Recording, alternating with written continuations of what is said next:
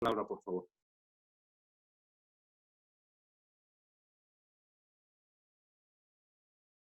No se le escucha, senadora. Gracias, Listo. Sergio. Muchas gracias a la abuela Reynoso por estar aquí el día de hoy. Soy yo entiendo que es posible que se conectará en unos minutos más. Hoy, lunes, quisiéramos platicar con ustedes sobre una iniciativa que estamos ingresando al Senado de la República para crear una fiscalía especializada en materia de feminicidios. El 8 de marzo de este año, ante el incremento de los feminicidios, la ciudadanía demandó la creación de una fiscalía especializada en la materia. Sin embargo, en ese mes, el presidente López Obrador dijo, y ocupo las palabras textuales, ¿para qué queremos fiscalía si todos los días estamos trabajando para garantizar la paz y la tranquilidad? Cierro comillas. Nos hemos dado cuenta que pasó marzo, abril, mayo, junio, julio y ya estamos en agosto. Y 5 meses después de esa declaración, pues hay claridad que lo que dijo el presidente no es una realidad en nuestro país. De acuerdo con el último informe del Secretariado Ejecutivo del Sistema Nacional de Seguridad Pública, el incremento de los feminicidios en México es verdaderamente lamentable mes con mes, ya que tan solo de mayo a junio de este año aumentaron en un 35.6% los feminicidios, pasando de 73 en el mes de mayo a 99 feminicidios en el mes de junio. Sin embargo, no es el único delito contra las mujeres que se ha incrementado. Según las denuncias de violencia familiar, según los datos oficiales, han aumentado en el primer semestre del año en un 4.5% comparado con el mismo periodo del año anterior. Igualmente, las carpetas de investigación por violencia de género han aumentado en un 53.7%. También han aumentado las llamadas al 911 y esto es verdaderamente alarmante. En lo que toca a las llamadas que denuncian violencia contra las mujeres, se ha incrementado en un 45.81% la cantidad de llamadas en comparación con el año pasado. Estas llamadas de auxilio al 911 de hoy pueden ser los feminicidios del mañana. Estas llamadas requieren análisis, investigación, sanción, generación de políticas públicas para la prevención de los delitos en contra de las mujeres y también requiere de instancias como la que hoy proponemos. En esta semana estamos ingresando ante la Comisión Permanente una reforma que adiciona una fracción 3 bis al artículo 14, así como una reforma al artículo 27 de la Ley Orgánica de la Fiscalía General de la República, y con ello proponemos crear una fiscalía especializada en materia de feminicidio que se haga cargo a nivel federal de la conducción de las investigaciones de los feminicidios en México. La Fiscalía Especializada en Feminicidios es un pendiente del Estado mexicano, por lo que su creación hará que se investiguen estos lamentables delitos de forma oportuna, estratégica, autónoma y eficaz, logrando así que haya justicia para las víctimas. Esta iniciativa también incluye cambios a la Ley General de Acceso de las Mujeres a una Vida Libre de Violencia, a efecto de que las instituciones de procuración de justicia de las entidades federativas cuenten con una fiscalía especializada en materia de feminicidios. Es urgente que el presidente de la República deje de minimizar el problema que representa la violencia en contra de las mujeres. Las muertes violentas de las mujeres van en incremento y el gobierno federal ha demostrado no tener una estrategia de seguridad en favor de las mujeres, por lo que urge se cree esta fiscalía especializada en la materia para castigar y erradicar estos lamentables actos. Muchísimas gracias. Muchas gracias, senadora. Empezaríamos entonces. Bienvenida, senadora Gálvez. Empezaríamos con las preguntas y respuestas en atención al tiempo de la senadora Reynoso. Iniciaríamos con ello. Tiene la palabra Félix Muñiz. Félix, por favor, danos nada más la pregunta del marro y después te vuelvo a dar la palabra en las preguntas generales. Por favor, Félix. Félix, ¿me escuchas? ¿Ahí me escuchan? Sí, perfecto. Adelante, por favor. Bueno, la pregunta sobre el marro sería, hay quienes opinan que si lo detuvieron o si se entregó, porque decían que iba sobre él el cártel de Jalisco Nueva Generación. Si esto no también es un distractor para todo el entorno que está pasando en el país. Y lo ligo con algo de Lozoya. Pues parece ser que el señor no va a pisar la cárcel. Estaremos viendo que la aplicación de la ley sigue siendo para ricos y para pobres. Gracias. Senadora Reynoso, nos hace favor con lo del marro y lo de Lozoya lo contestamos posteriormente. Senadora Reynoso, por favor. Sí, gracias, Félix. Muy buenos días a todas y a todos. A ver, me parece que lo que hay que resaltar en lo que sucedió el fin de semana, específicamente en la madrugada del día de ayer, la detención de este personaje del marro, que además, pues no es ahora, ya se tenía tiempo, se habían detenido a más gente de su banda, digamos, pero que era un objetivo planteado no ahorita. El objetivo de su captura llevaba pues 2 años o un poco más, y creo que lo que hay que resaltar es justo la coordinación de los elementos de la Fiscalía del Estado, de la Agencia de Investigación Criminal, del Ejército, que además ha habido una cooperación permanente. La región militar, la 12ª, ha estado permanentemente en Irapuato y por lo tanto la coordinación siempre con ellos y de una manera muy eficiente. Se logró el objetivo, que es un paso para poder recuperar la paz y la tranquilidad, y como yo lo he mencionado, la justicia se verá cuando este señor reciba las sentencias por todos los delitos que ha cometido. Y eso entonces para las víctimas será justicia. Muchas gracias, senador. Arturo García nos pregunta, ¿qué información tiene sobre el uso de tecnología para la captura del marro? ¿Quién tiene más mérito en la detención, el gobierno federal o el estatal? A ver, más allá de especular si se utilizaron drones o la tecnología, porque eso, pues en realidad lo saben los de la mesa de seguridad. Esas son las estrategias que no se pueden, que no se anuncian cómo se va a hacer, sino que se aplican con todo el análisis de información que se fue aportando durante todo este tiempo, y donde hay una colaboración muy importante de la Fiscalía del Estado en este sentido. Y yo creo que más allá de hablar de méritos, creo que el mérito mayor es para la población que ha sufrido y que ha tolerado situaciones de tanta angustia, y que evidentemente se está desde el día de ayer con operativos permanentes para evitar que haya estas reacciones que generan terror entre la población. Insisto en que esto solo es un paso, en que quien tiene méritos, las fuerzas de seguridad, estatales, federales, la coordinación entre el Estado y la Federación para que se pueda lograr este resultado. Un comentario, Sergio. Yo nada más quisiera precisar.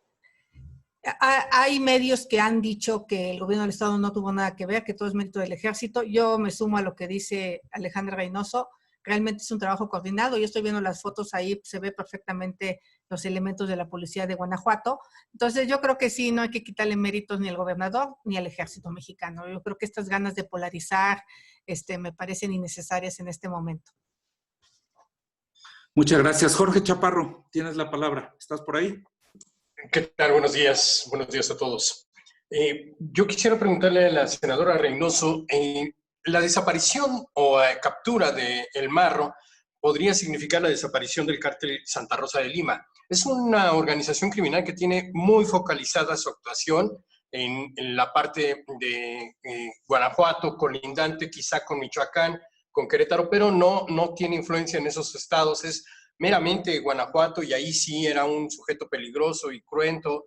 Era pues muy violento el marro, pero no deja de ser únicamente de Guanajuato. El problema es que ahora podría ocupar ese lugar otro cártel. Me gustaría saber si, en su opinión, el Cártel Jalisco Nueva Generación se ha quedado sin resistencia para ocupar la plaza y los riesgos que podría traer para el Estado y para la población. Muchísimas gracias.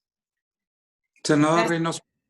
Sí, mira, porque yo creo que la detención de este líder es solo de uno de los grupos, y como en días pasados nos lo presentaron el secretario general de la Sedena, de todos los grupos que operan, en dónde operan, creo que la coordinación no quiere decir que con la captura de este personaje ya esté resuelto el tema. Falta, evidentemente, esto es un paso, tiene que ser permanente, y bien lo comentas, pues hay otro grupo que ha tenido presencia, y que yo lo que creo no es que se le dé ahora el espacio, sino al contrario. Los objetivos deben de continuar, y no se trata de uno o de otro, se trata de lograr la paz y la tranquilidad en Guanajuato y en la región y en el país, que está muy violentado por toda la delincuencia organizada. Muchas gracias. ¿Me permite una precisión ahí, Sergio? Sí, Félix, por favor. Senadora, nada más en dado caso, ¿qué esperan ustedes de esto entonces, de esta detención? Porque evidentemente los mexicanos nos preguntamos si supuestamente ese arsenal que se le quitó, ¿quién se lo dio? O sea, necesitamos saber de dónde lo obtuvo, porque si lo van a tener como testigo protegido y no tenemos más avance, pues ¿de qué nos sirve a nosotros, senadora? A ver, Félix, tienes toda la razón. A ver, ¿qué es lo que sigue? Pues primero, que la Fiscalía General atraiga el caso. Sabemos que los delitos que se le imputan son delitos federales, son de alto impacto, son los que han generado violencia en el Estado, en la región. Entonces, por eso yo digo, cuando se logre la sentencia, cuando el proceso que el proceso se lleve con toda pulcritud, que se logre, digo, él sí está preso, él se le detuvo. Lo que dijo el secretario Durazo es que, al menos lo que vi en sus redes sociales, pues ahora está en la Fiscalía del Estado, pero lo atraería el caso la Fiscalía General, que ya tiene también las órdenes de aprehensión, y que, pues, aquí es donde vamos a ver si lo que realmente se quiere combatir es a la delincuencia organizada, o cuál es el objetivo, en todo caso, de la Federación, que yo espero que el objetivo sea la justicia para todas las víctimas de todos los ataques que ha habido, de la situación tan violenta que han generado en el Estado. Entonces, lo que esperamos es eso, que sea un proceso. La detención, insisto, es un paso. El objetivo y la justicia para las víctimas será cuando tenga una sentencia por todo el daño ocasionado. Muchas gracias, senadora. Pasaríamos a los otros temas. Israel Aldave nos pregunta por la senadora Gálvez sobre las empresas carboníferas del senador de Morena, Armando Guadiana. ¿Sería el ejemplo que desde la 4T también se hacen negocios al amparo del poder? Y si, como han denunciado a otros servidores públicos, también lo harían con su compañero de legislatura. Senadora, por favor. Antes que nada, quiero aclarar que me une una gran amistad con el senador Guadiana, le tengo aprecio, cariño. Eso no me impide dar una opinión sobre ese tema. En primer lugar, el tema de conflicto de interés en nuestro país no se ha querido legislar. Yo presenté una iniciativa de ley en la pasado periodo de sesiones, pasado periodo, no donde trato de establecer lo que es el conflicto de interés, para que todos los servidores públicos, senadores, diputados, Poder Judicial, Poder Ejecutivo, declaremos hasta el segundo grado las empresas que tienen o amigos y familiares que a lo mejor son de tercer o cuarto grado, pero que nos une ciertos negocios. Eso la ley hoy no lo obliga, y eso deja a huecos delicados. En este caso, las sobrinas del senador tienen empresas relacionadas al carbón. Quiero precisar que hacer negocios no es un delito. El que el hijo de Manuel Bartlett haga negocios no es un delito. El problema es que no lo declares en tu conflicto de interés. En el caso de Manuel Bartlett, él no declaró aduciendo que el hijo era mayor de edad. En este caso, Guadiana no está obligado a declararlo en su declaración del Senado porque las sobrinas son segundo grado. Yo creo, primero, pues que qué lástima que Guadiana se dedique al carbón porque es espantoso, ¿no? O sea, eso es grave. Pero que al no haber una legislación clara, y lo cual yo pediría que Morena, por cierto, este dictamen no ha subido al Pleno para ser votado, por lo menos en contra, para ir a dar el debate, lo que tendríamos que es precisar en esta ley el conflicto de interés, porque hoy ante esta laguna jurídica, casos como Bartlett, casos como el de Guadiana, que en el caso de Guadiana, la decisión de comprar carbón no es directamente del Senado, pero está en una comisión de energía que pudiera prestarse a lo que se ha prestado, que cabildea, que impulsa. Todos sabemos que se ha dedicado al carbón desde el primer día. Tendría que Manuel Bartlett decir si esta decisión de comprar carbón a Coahuila fue por petición del senador Guadiana o simplemente es una decisión de la CFE. Entonces, a lo que yo voy es, está mal que no esté legislado el tema de conflicto de interés. Y casos como estos lo que nos obligan es a que lo legislemos, a que precisemos qué tenemos que poner en el tema. Y pues yo sí pienso que la Contraloría tendría que abrir una investigación a Manuel Bartlett para ver si hubo algún conflicto de interés por parte del senador Guadiana para obligarlo a que comprara carbón. Esa sería mi petición. Muchas gracias, senadora. Nos pregunta Víctor Mayén. El presidente de la República afirmó hoy que hay campañas mal orientadas, lo cito directamente, contra López-Gatell. Si pudiéramos hacer un comentario al respecto. Senadora López Rabadán. O bueno, quien guste. Me parece que es clarísimo que no hay una campaña de linchamiento de López-Gatell. Hay una campaña de reclamo a la ineficiencia y a la irresponsabilidad de López-Gatell. Es claro que no quiso tomar la decisión de enviar un mensaje a la ciudadanía para que se pusieran cubrebocas. Es claro que con una sarta de palabrerías todos los días trató de dar mensajes sin definición y hoy estamos viviendo una de las peores etapas en el planeta. López-Gatell es el tercer peor responsable de la salud de un país, el tercero. Digamos que es increíble la falta de capacidad, la falta de entendimiento histórico que él tenía en sus manos y tomó las peores decisiones. Y no son, no son apreciaciones políticas, no son apreciaciones partidistas, no son apreciaciones politizadas. Lo que dice nuestra realidad es que México es el tercer peor país en el planeta en términos de conducción de la pandemia. Obviamente, él dirá misa y su patrón también, pero lo que es una realidad es que ha sido irresponsable e ineficiente.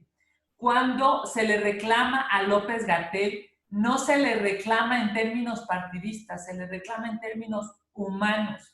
Estamos hablando de decenas de miles de personas que han fallecido y que este gobierno no supo responder a la trascendencia histórica en la que estaba. No tiene que ver con un golpeteo, tiene que ver con un reclamo que además es un reclamo de millones de mexicanos. Senadora Gálvez, por favor. Yo creo que el presidente se equivoca al defender a una persona con pobres resultados, pero eso también habla de los pobres resultados del gobierno del presidente. La mediocridad es algo que ha caracterizado este gobierno. Mandar personajes a candidatos de la CRE cuando no tienen el perfil. Y el presidente ha dicho claramente que confía 10% de capacidad y 90% de honestidad. Y ese 10% de capacidad que tiene Gatell no le ayuda a su 90% de honestidad porque tampoco es honesto. Entonces yo diría, vamos a hacer un comparativo. Japón tiene 126 millones de habitantes. Ha tenido 994 muertos. Rusia tiene 145 millones de habitantes y ha tenido 13,000 muertos. Nigeria, 206 millones de habitantes y ha tenido 845 muertos. México, 127 millones y pues ya estamos cerca de los 48,000 personas fallecidas. Entonces, realmente lo que se le reclama a Gatell es su incapacidad para haber manejado la pandemia. Nos encerró durante 3 meses, pero ese encierro fue relativo. Sí se cayó la economía, sí se pararon las actividades económicas, pero desafortunadamente su doble discurso de pónganse el cubrebocas, no pónganse el cubrebocas, abrácense, no abrácense, salgan, no salgan, estos mensajes tan erróneos. Yo tengo vecinos aquí de mi casa que les pregunto por el cubreboca y me dicen, eso es un invento, y el presidente dijo que no es necesario, ¿no? Bueno, ante eso no hay nada más que entender por qué López-Gatell sigue con la protección del presidente. El desastre es un desastre. 48,000 muertos son el resultado de una pésima política pública porque tuvimos 3 meses. Se le perdonan a España y se le perdonan a Francia y se le perdonan a Italia porque a ellos les llegó en finales de enero, pero a nosotros nos llegó en marzo. No se vale que en esos 3 meses no se haya protegido a los médicos, no se haya preparado a la población, no se haya dado el ingreso básico universal para que la gente se quedara en su casa. Ese es el principal problema de no haber aprobado el ingreso básico universal, que no pudimos parar en seco la pandemia. Ahora lo vamos a discutir, pero pues ya, ahora sí que como dicen en mi pueblo, muerto el niño, tapamos el pozo. Pero hay que taparlo, porque si no esto puede llegar a 150,000 muertos. Es una tragedia lo que están viviendo miles de mexicanos. Todos yo creo que ya tenemos a alguien cercano que falleció. Y lo que vive esa familia, Verónica, mamá de 4 hijos, 3 con discapacidad, cuyo esposo de 42 años falleció. ¿Qué le decimos a Verónica? ¿Qué le decimos cuando tuvo que salir a trabajar el marido porque no tenían para comer? Ese es el drama. El drama es que López-Gatell debió haberle dicho al presidente, señor presidente, necesitamos que la población se encierre, pero para poderle encerrar necesitamos darle un apoyo económico. Pero claro, no se lo iba a decir nunca, porque él no es un funcionario que tenga las agallas para hablarle con claridad al presidente. Es un funcionario que simplemente se agacha a lo que le dicen. Perdón, pero ese es el resultado de 48,000 muertos. Muchas gracias, senadora. Félix, tenías otra pregunta sobre Lozoya. ¿La puedes repetir, por favor? Sí, yo les preguntaba que parece ser que Emilio Lozoya no va a pisar la cárcel porque o tiene muy buenos abogados o realmente fue mediática su acusación. Y el chiste es saber si la justicia entonces también es de ricos y pobres. Esa sería mi pregunta. Y tengo otras 2 preguntas de otros temas. No sé si las puedo hacer. ¿Otras 2? Sí, venga, pero de otros temas. por favor. Bueno, el otro, se está anunciando ya el regreso a clases de los niños para el 24 de agosto de manera virtual. Saber si pues estamos preparados para que los niños, porque yo sé que algunos y muchas familias no tienen ni internet ni computadoras, entonces no sé hacia dónde nos va a llevar este asunto. Y el otro tema, para a ver si me lo quiere contestar Kenia, sobre el asunto de las feministas que marcharon a la Suprema Corte por la situación de que en Veracruz se les negó el derecho a abortar. Gracias. Respecto a Emilio Lozoya, pues ahí sí se aplicó el quédate en casa, ¿no? Pero en su casota, no sé en cuál de las 2 esté, si está en Ixtapa, aparentemente está en el Valle de México, pero pues aquí vivía en Lomas de Besares antes de irse a España, que es una casa que compró, por supuesto, con sobornos que recibió del caso de agronitrogenados. Entonces, sí pienso que sí, después de lo que aprobamos de la prisión preventiva oficiosa el pasado miércoles en la madrugada, la justicia va a ser de ricos y pobres. Aquellos que no tengan abogados, aquellos que no tengan para defenderse, seguramente les van a aplicar la prisión preventiva oficiosa.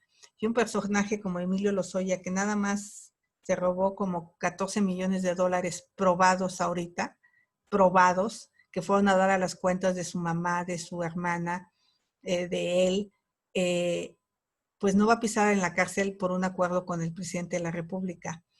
Aparentemente, pues para tirar información, ojalá tenga pruebas, porque si no sería muy lamentable que simplemente acuse sin probar, pero sí creo que lo que el presidente está buscando es un circo mediático. Él está lejos de exigir la justicia, y en una de esas no les extrañe que al Marro también lo hagan testigo colaborador, y qué bueno que el presidente estaba dormido, porque si no a lo mejor hubiera dado la instrucción de soltarlo, como dice Diego hoy en su columna. Entonces, pues ojalá de verdad empecemos a hacer justicia y no solo venganza, o no solo pues ya estar en plena campaña electoral.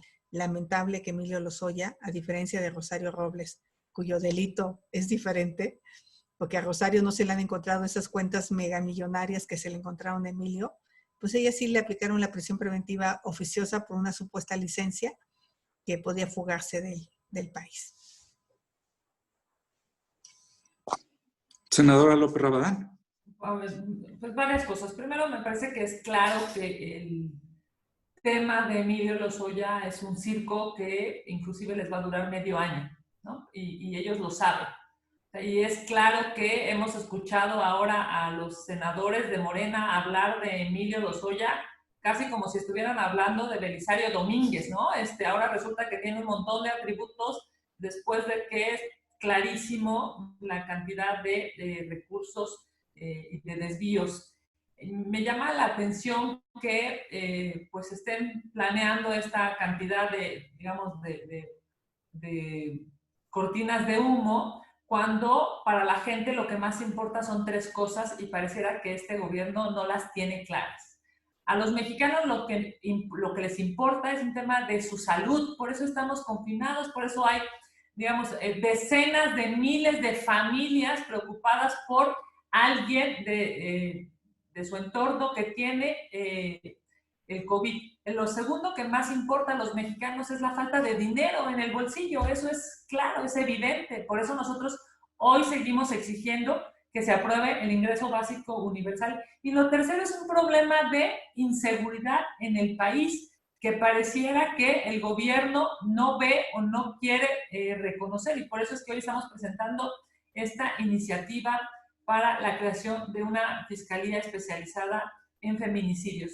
Yo diría que terrible que solamente sea circo barato el que se está realizando en medio de una historia de corrupción como la de Emilio Eli, ¿no? Emilio Lozoya.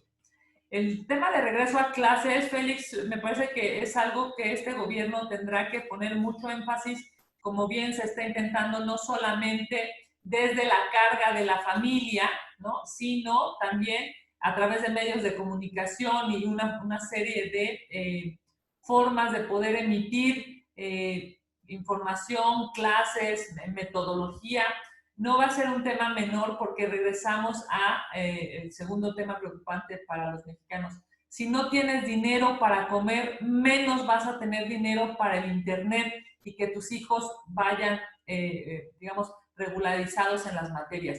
Y eso es una irresponsabilidad del gobierno, no ver la necesidad de millones de mexicanos porque no tienen para comer, porque no tienen para una canasta básica y porque no van a tener para pagar un internet. Es algo pues que hay que seguirle reclamando a este gobierno.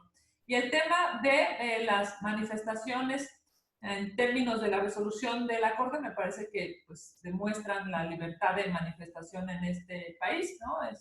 Todos sabemos lo que pasó en la Corte y la definición, digamos, a propósito del Congreso del Estado de Veracruz para legislar en la materia.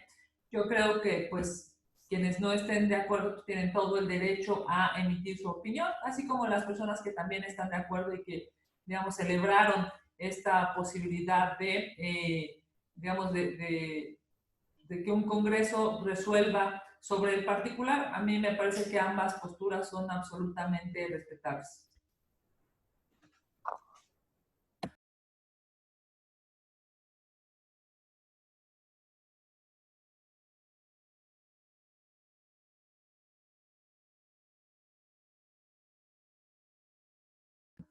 Sergio, es que tenías el micrófono apagado. Marco, perdón, ¿tenemos ya la imagen de la senadora Gálvez, la que nos pidió la senadora Gálvez? Para que hiciera un comentario final sobre la misma, como nos lo pidió. Ahí la tiene, senadora Gálvez.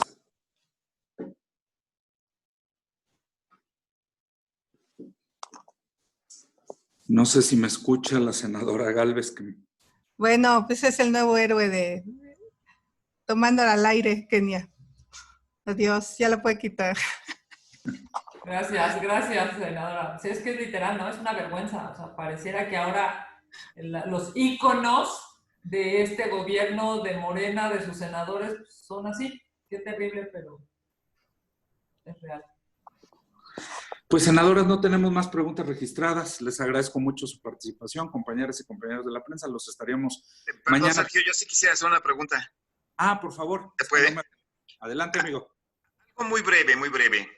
Y que ya habíamos comentado antes con algunos senadores en relación a la insistencia de Andrés Manuel López Obrador de seguir apoyando a López-Gatell. ¿Consideran ustedes que el que siga manteniendo esta postura el presidente López Obrador en relación a López-Gatell representa una traición al pueblo de México y una traición a los que menos tienen, porque es a quienes más les ha pegado esta pandemia? Gracias. Bueno, decirte, querido Sergio, que los mediocres siempre respaldan a mediocres. Y este es un gobierno mediocre. Es terrible ver el respaldo que el presidente de la República hace del tercer peor país en términos de muertes y el responsable tiene nombre y apellido y se apellida López-Gatell. Lo que ha pasado en este gobierno no tiene precedentes y demuestra que si un gobierno mediocre es capaz de seguir respaldando a quien ha liderado las decisiones de política pública en medio de la pandemia, es un mediocre, pues bueno, simple y sencillamente le da claro la espalda a los mexicanos. Le da la espalda a esas familias que hoy están en medio de una falta de dinero en el bolsillo, en medio de un familiar enfermo en el hospital, en medio de una falta de medicamentos, en medio de una inseguridad en el país. Claro que es darle la espalda a los mexicanos que además menos recursos tienen, porque nunca les dieron un mensaje claro. Nunca les dijeron cuál sería la ruta para transitar en esta pandemia. Ni la ruta económica, ni la ruta de salud, ni la ruta de seguridad. Y eso es verdaderamente terrible.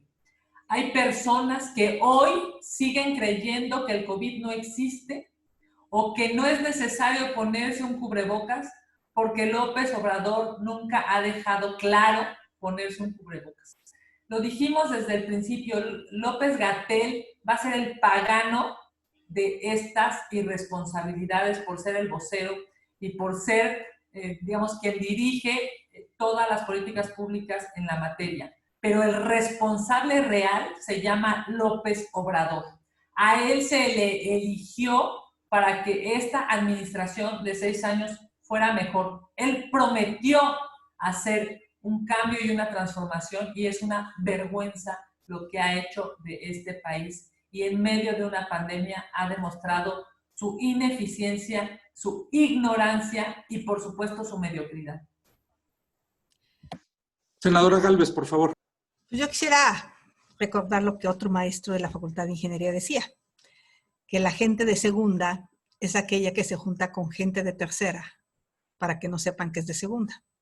Y en este caso, los Gatell es de tercera. La gente de primera se junta con gente de primera. Y obviamente la gente de primera que tenía el presidente se ha estado yendo, porque es gente que tiene capacidad de decisión y de opinión. Y eso en este gobierno no se acepta. Aquí solo se acepta a aquellos que acatan las instrucciones sin opinar. Es una tragedia que López-Gatell en el fondo sepa que se han hecho malas cosas, pero realmente haga lo que el presidente le dice. López-Gatell sabe perfecto que el cubrebocas es necesario. Lo sabe. Ha leído artículos científicos que le indican que es necesario. Pero como el grupo cubrebocas, el presidente dijo al principio de la pandemia que Felipe Calderón había obligado a los mexicanos a taparles la boca, ahí se definió el futuro de la pandemia.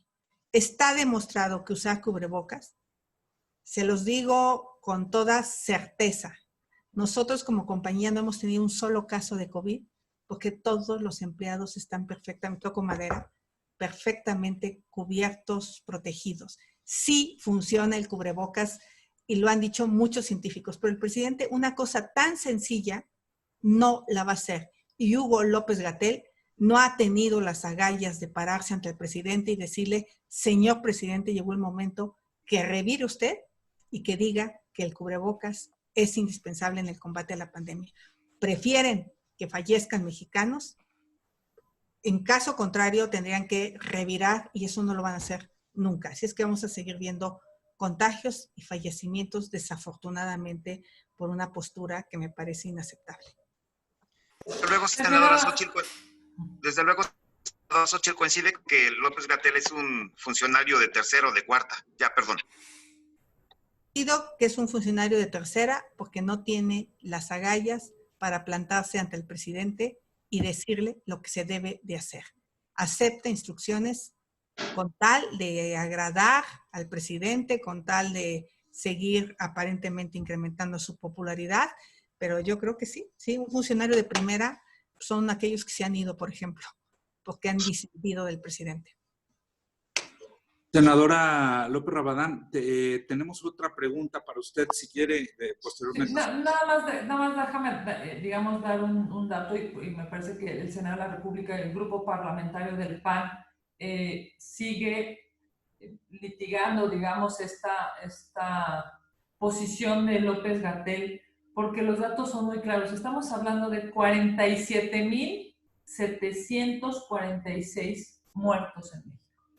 47,746 muertos en nuestro país. Y esos son los datos oficiales. Podríamos multiplicarlo por 3 o por 10. Y es claro que el presidente de la República debe destituir a López Obrador. No hacerlo así y defenderlo y respaldarlo y cuerpearlo, simple y sencillamente es darle la espalda a estas 47,000 familias, pero sobre todo a todos los mexicanos hoy que están sin trabajo, que están sin seguridad en términos de salud y que por supuesto además estamos en medio de un problema de seguridad en México. Nada más decirte, Gerardo, López Obrador es el responsable, no hay otro. Se llama López Obrador y él debe destituir a López-Gatell si es que quiere tratar, cuando menos, de intentar un mejor escenario para los mexicanos en términos de la pandemia. Senador López Rabadán, tenemos una pregunta de Patricia Carrasco. Nos dice, sobre la crisis de feminicidio, ya es de conocimiento público que en este confinamiento ha crecido la violencia contra las mujeres. Con la creación de una fiscalía, como usted propone, ¿cómo se podrá frenar la agresión contra las mujeres y las niñas? Gracias. No le escuchamos, senadora.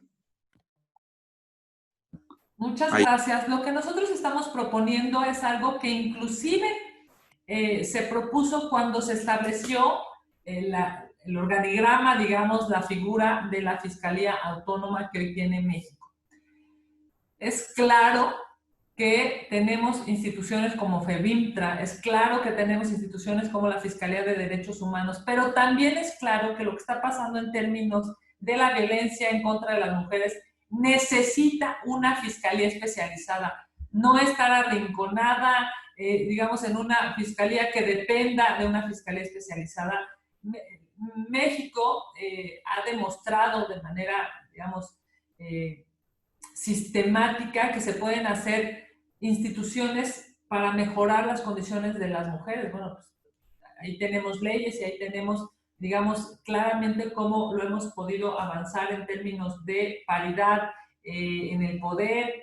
En fin, creo que podemos poner énfasis en este tema desde una oficina, desde una figura institucional como sería una fiscalía especializada.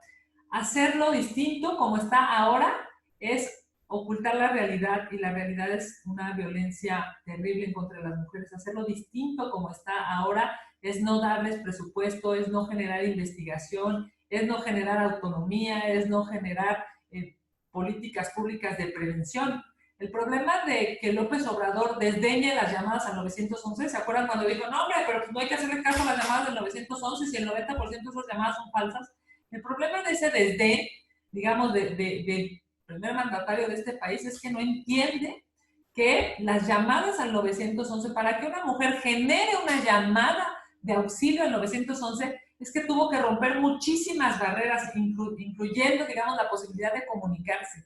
Y que esas llamadas de hoy pueden ser los feminicidios del mañana. Eso se tiene que corregir, y por supuesto que estamos presentando esta iniciativa.